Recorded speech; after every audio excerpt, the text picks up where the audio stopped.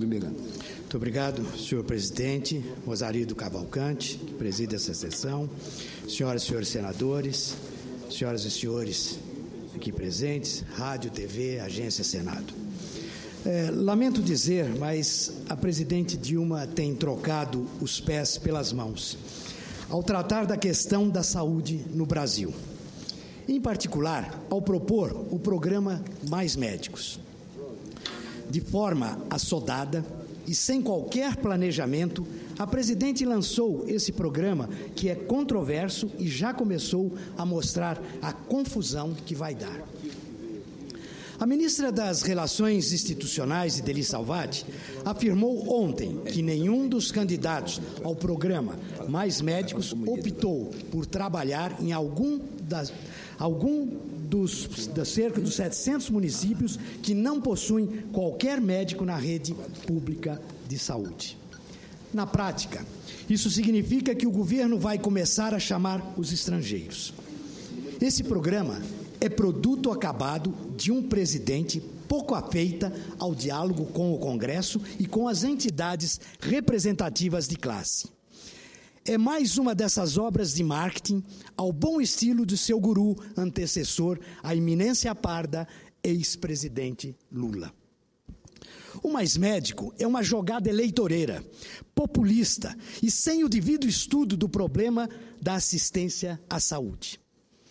Não é à toa que os problemas começam a aparecer já na contratação. Porque nenhum médico em sã consciência vai assumir o risco de chegar para clinicar no interior do Brasil como um redentor. Vossa Excelência, presidente, bem sabe desse assunto, pois é médico e conhece muito bem a nossa realidade no interior. Esse programa é uma verdadeira covardia com a classe médica.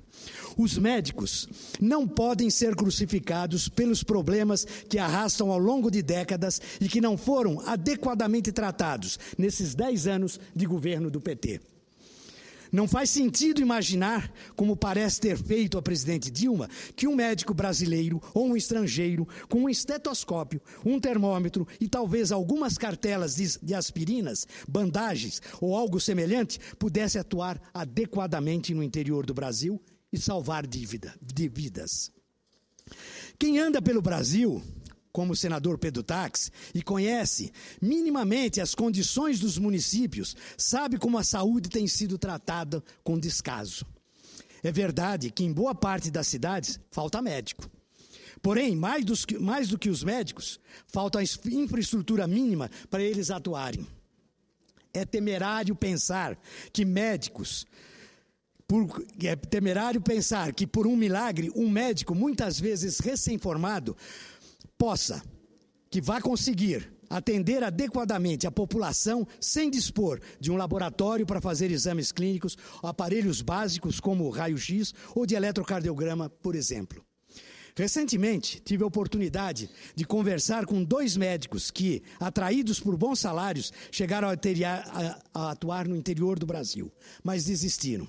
Veja, presidente Mozarildo, um deles, recém-formado, de família humilde, arrimo de família, recebeu um convite, pobre, recebeu um convite para trabalhar numa cidade do interior do Nordeste. Salário, R$17 mil. Aceitou o convite de uma prefeitura. 2 dias depois ele retorna e agradece. Ele disse, muita frustração minha, mas eu não posso, como um recém-formado, clinicar com um estetoscópio, um termômetro, o paciente e Deus.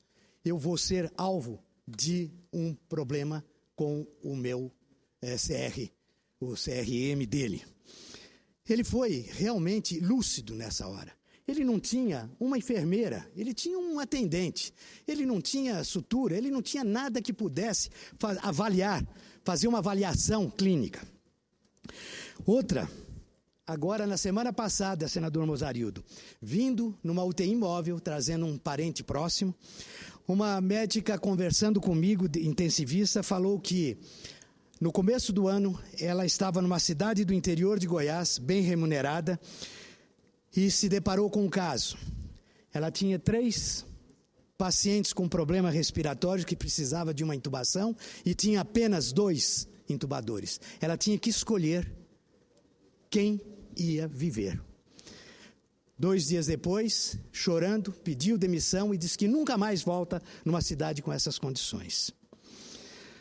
Então, veja, senhoras e senhores, não precisa ser médico para saber que uma dor de cabeça pode ser um sintoma para uma infinidade de patologias, de uma gripe ou resfriado ou algo mais grave. Não precisa ser administrador para saber que apenas o salário atraente não resolverá o problema da saúde. Essa forma de agir da presidente com soluções milagrosas para problemas graves da sociedade brasileira, como a questão da saúde e da representatividade política, beira a falta de responsabilidade. Parece uma atitude desesperada de quem quer salvar o governo a qualquer custo. A verdade é que, ao longo desses 10 anos, o governo do Partido dos Trabalhadores não fez um esforço estratégico para resolver o problema do SUS. O SUS agoniza, senhores e senhoras senadores. Agoniza tanto que não tem uma pessoa, um parlamentar, que em condições não recorra a hospitais como o Sírio, Einstein e São Paulo. Ultimamente, os jornais noticiam. Aconteceu um caso em Ubatuba, correu para o Sírio-Libanês. Aconteceu um caso no Maranhão, correu para o Sírio-Libanês. Por que não ficou? Por que não procurou um médico estrangeiro para curá-lo? A realidade é outra. A verdade é que a verdade, senhor presidente, que a tendência é piorar, porque dispensam comentários o pagamento de R$10 por uma consulta ou R$400 para uma cesariana.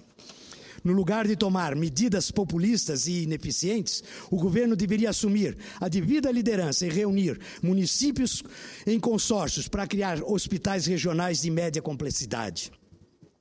Auxiliados pelo sistema de saúde locais, com as unidades de pronto atendimento, haveriam sistemas hospitais estaduais de alta complexidade. Para lá iriam apenas os casos que não conseguissem ser resolvidos no sistema local e nos hospitais regionais de média complexidade.